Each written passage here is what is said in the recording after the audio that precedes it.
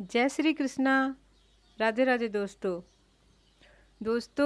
आज की वीडियो में हम जानेंगे शिवलिंग पर बेलपत्र चढ़ाने के और बेलपत्र तोड़ने के नियम और सावधानियों के बारे में।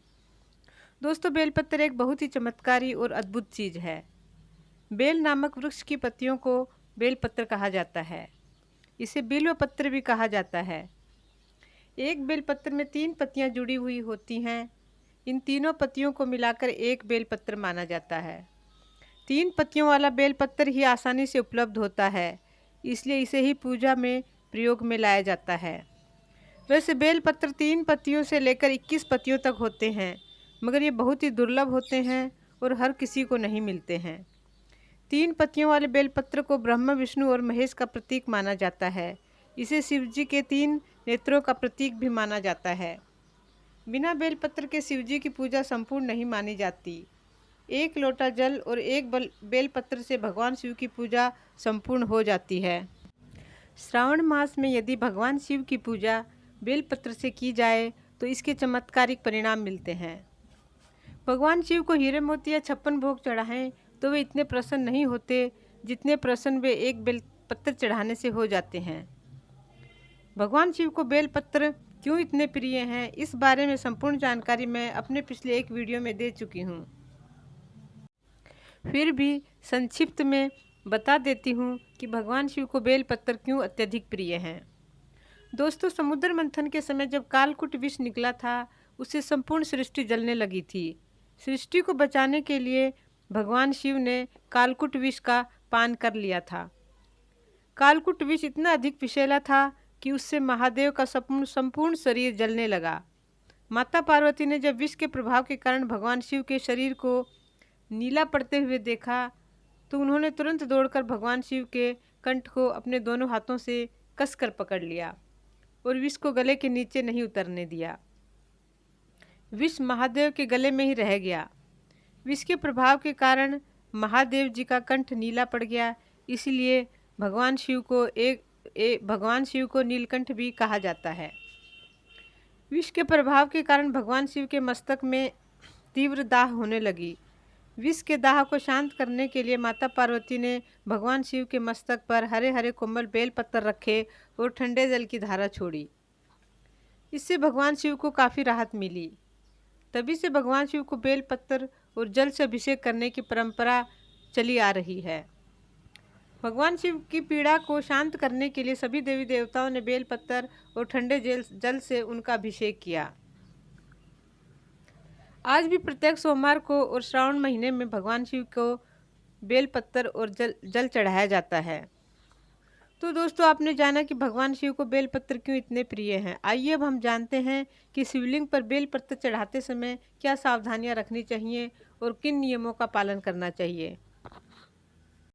दोस्तों, इस सृष्टि का नियम है कि यहाँ जो भी पुष्प और पत्थर आदि जिस रूप में वृक्ष पर लगता है उसी रूप में वो भगवान को अर्पित किया जाता है।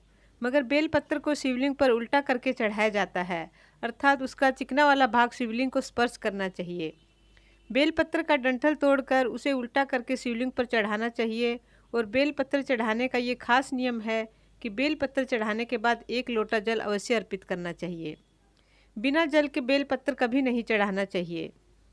बेलपत्र खंडित नहीं होना चाहिए, अर्थात कटा फटा और छिद्र वाला नहीं होना चाहिए। बेलपत्र हमेशा विषम संख्या में ही चढ़ाने चाहिए और बेलपत्र चढ़ाते समय ओम नमः शिवाय इस मंत्र का जाप होता रहना चाहिए।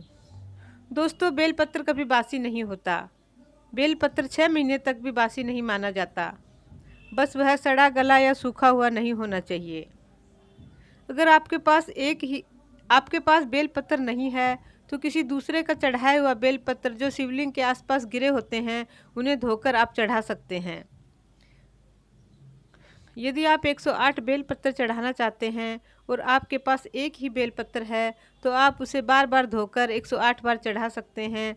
इससे भी आपको 108 बेलपत्र चढ़ाने का पुण्यफल ही मिलेगा। बेलपत्र पर यदि चंदन से ओम नमः शिवाय या राम लिखकर शिवलिंग पर चढ़ाया जाता है तो महादेव की विशेष कृपा मिलती है और मनोकामना भी शीघ्र और अवश्य पूर्ण होती है। यदि कोई निरक्षर है, अर्थात उसे पढ़ना लिखना नहीं आता, तो वह अपने मुख से राम नाम या ओम नमः शिवाय बोले और बेल पत्र पर अनामिका उंगली से चंदन में टीका लगाकर शिवलिंग पर अर्पित कर दे। उससे उसका भी उतना ही फल मिलता है, क्योंकि भगवान शिव उसकी भी सुनते हैं जो बोल नहीं सकते और लिख नहीं सकते। तो दोस्तों, आपने जाना कि शिवलिंग पर बेल पत्र चढ़ाने के क्या नियम हैं। अब हम जानेंगे उन सावधानियों के बारे में जो बेल पत्र तोड़ते समय रखनी चाहिए।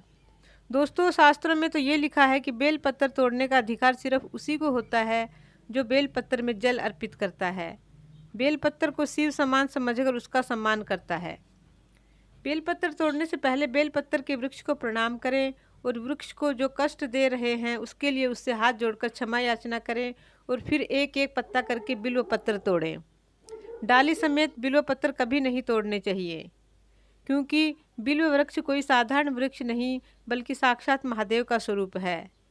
अगर आप इतना सब नहीं कर सकते तो आप कुछ मूल्य देकर बेल पत्तर फूल बेचने वाले से खरीद सकते हैं।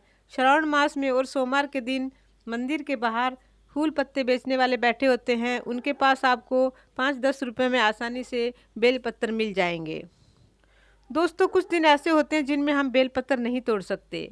इन दिनों में बेल पत्तर तोड़ने से दोष लगता है, इसलिए एक दिन पहले ही बेल पत्तर तोड़ कर रख लेने चाहिए, क्योंकि जैसा कि मैं आपको बता चुकी हूँ कि बेल पत्तर 6 महीने तक भी बासी नहीं माना जाता।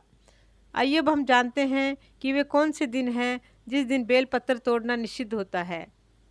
सोमवार और शिवरात्रि के दिन बेल पत्तर नहीं तोड़ने चाहिए। संक्रांति में भी बेल पत्तर नहीं तोड़ने चाहिए। इसके अलावा अमावस्या और पूर्णिमा के दिन भी बेल पत्तर तोड़ना निषिद्ध होता है। सूर्य ग्रहण और चंद्र ग्रहण के दिन भी बेल पत्र तोड़ने से दोष लगता है और प्रदोष तिथि के दिन भी बेल पत्र नहीं तोड़ना चाहिए। चप्पल पहनकर बिना स्नान किए और अशुद्ध अवस्था में भी बेल पत्र नहीं तोड़ने चाहिए। तो दोस्तों, आपने जाना कि बेल पत्र चढ़ाने और तोड़ने में क्या क्या नियम और सावधानियां रखनी होती हैं। वीडियो के अंत में मैं एक बात और आपको बताना चाहूँगी कि बेल वृक्ष को कभी नहीं काटना चाहिए, बल्कि हो सके तो अपने जीवन काल में सभी को एक बिल्व वृक्ष अवश्य लगाना चाहिए। तो दोस्तों, कैसी लगी आज की वीडियो पसंद आई हो तो लाइक, कमेंट और शेयर अवश्य करें। मेरे चैनल को सब्सक्राइब करके बेल बटन को दबाएं ताकि मेरे आने वाले नए वीडियो की नोटिफिकेशन आपको मिलती रहे। आज के लिए बस इतना ही दोस्तों, अगले वीडियो में फिर मिलती हूँ एक नई जानकारी के साथ। तब तक के लिए जय श्री कृष्णा, राधे राधे दोस्तों, आपका दिन शुभ हो। वीडियो अंत तक देखने के लिए धन्यवाद। हर हर महादेव, ओम नमः शिवाय।